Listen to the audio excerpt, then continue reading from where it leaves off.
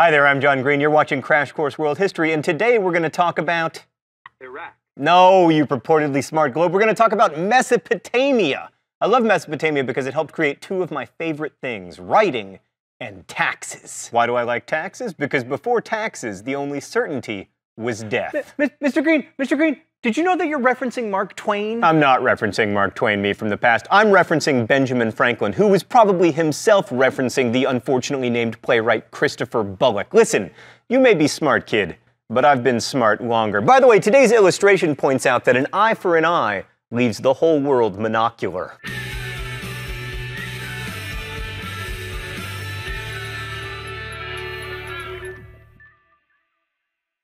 So about 5,000 years ago, in the land Meso, or between the Tigris and Euphrates Potomoi, or rivers, cities started popping up, much like they had in our old friend the Indus River Valley. These early Mesopotamian cities engaged in a form of socialism where farmers contributed their crops to public storehouses, out of which workers, like metal workers or builders or male models or whatever, would be paid uniform wages in grain. So basically... Mr. Green, were there really male models? Can you do blue steel? Oh, younger version of myself. How I hate you.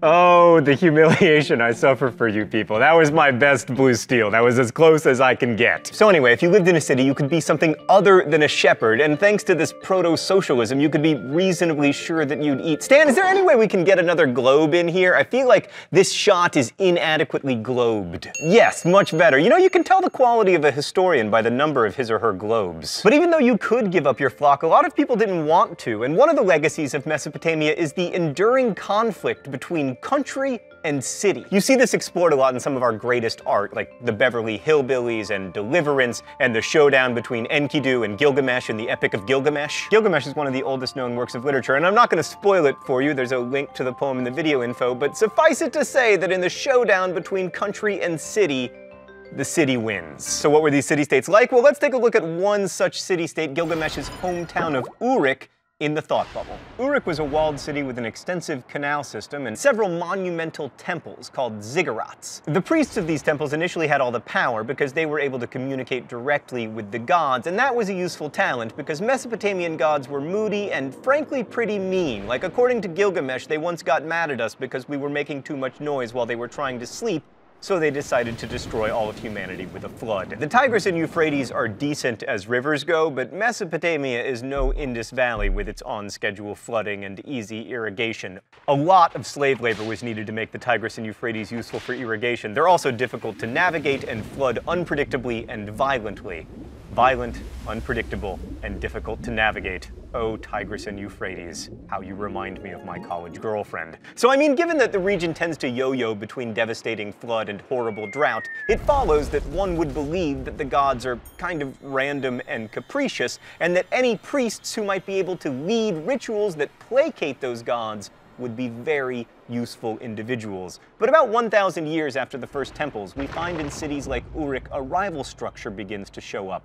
The palace. The responsibility for the well-being and success of the social order was shifting from gods to people, a power shift that will seesaw throughout human history until probably forever, actually. But in another development we'll see again, these kings, who probably started out as military leaders or really rich landowners, took on a quasi-religious role. Mesopotamia gave us writing, specifically a form of writing called cuneiform, which was initially created not to like woo lovers or whatever, but to record transactions like how many bushels of wheat were exchanged for how many goats. I'm not kidding, by the way, a lot of cuneiform is about wheat and goats. I don't think you can overestimate the importance of writing, but let's just make 3 points here. First, writing and reading are things that not everyone can do, so they create a class distinction, one that in fact survives to this day. Foraging social orders were relatively egalitarian, but the Mesopotamians had slaves and they played this metaphorically resonant sport that was like polo, except instead of riding on horses, you rode on other people. And written language played an important role in widening the gap between classes. 2, once writing enters the picture, you have actual history instead of just a lot of guesswork and archaeology. And 3, without writing, I would not have a job. So I'd like to personally thank Mesopotamia for making it possible for me to work while reclining in my lazy boy. So why did this writing happen in Mesopotamia? Well, the Fertile Crescent, while it is fertile, is lacking pretty much everything else. In order to get metal for tools, or stone for sculpture, or wood for burning, Mesopotamia had to trade. This trading eventually led Mesopotamia to develop the world's first territorial kingdom, which will become very important and will eventually culminate in some extraordinarily inbred Habsburgs. The city-state period in Mesopotamia ended around 2000 BCE, probably because drought and a shift in the course of rivers led to pastoral nomads coming in and conquering the environmentally weakened cities, and then the nomads settled into cities of their own, as nomads almost always will, unless, wait for it, you are the Mongols.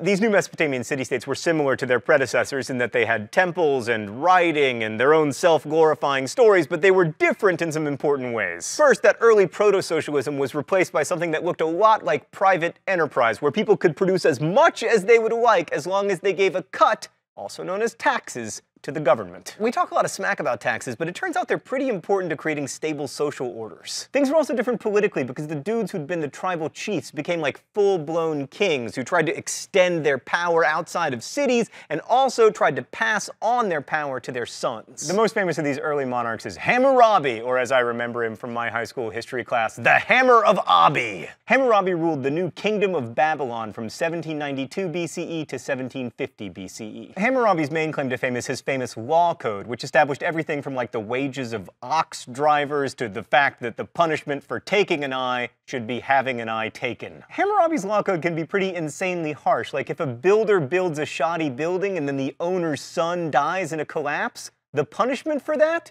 is the execution of the builder's son. The kid's like, that's not fair, I'm just a kid, what did I do? You should kill my dad! All of which is to say that Hammurabi's law code gives a new meaning to the phrase tough on crime, but it did introduce the presumption of innocence. And in the law code, Hammurabi tried to portray himself in two roles that should sound familiar: shepherd and father. I am the shepherd who brings peace. My benevolent shade was spread over the city. I held the peoples of Sumer and Akkad safely on my lap. So again, we see the authority for protection of the social order shifting to men, not gods, which is important, but don't worry, it'll shift back. Even though territorial kingdoms like Babylon were more powerful than any cities that had come before, and even though Babylon was probably the world's most populous city during Hammurabi's rule, it wasn't actually that powerful, and keeping with the pattern, it was soon taken over by the formerly nomadic Kassites. The thing about territorial kingdoms is they relied on the poorest people to pay taxes and provide labor and serve in the army, all of which made you not like your king very much. So if you saw any nomadic invaders coming by, you might just be like, hey, nomadic invaders, come on in, you seem better than the last guy. Well, that was the case until the Assyrians came along anyway. The Assyrians have a deserved reputation for being the brutal bullies of Mesopotamia. But the Assyrians did give us an early example of probably the most important and durable form of political organization in world history, and also Star Wars history: the Empire. So the biggest problem with empires is that, by definition, they're diverse and multi-ethnic, which makes them hard to unify. So beginning around 911 BCE, the Neo-Assyrian Empire grew from its hometowns of Ashur and Nineveh to include the whole of Mesopotamia, the eastern coast of the Mediterranean, and even, by 680 BCE, Egypt. They did this thanks to the most brutal, terrifying, and efficient army the world had ever seen. More adjectives describing my college girlfriend. For one thing, the army was a meritocracy. Generals weren't chosen based on who their dads were. They were chosen based on if they were good at generaling. Stan, is generaling a word? It is!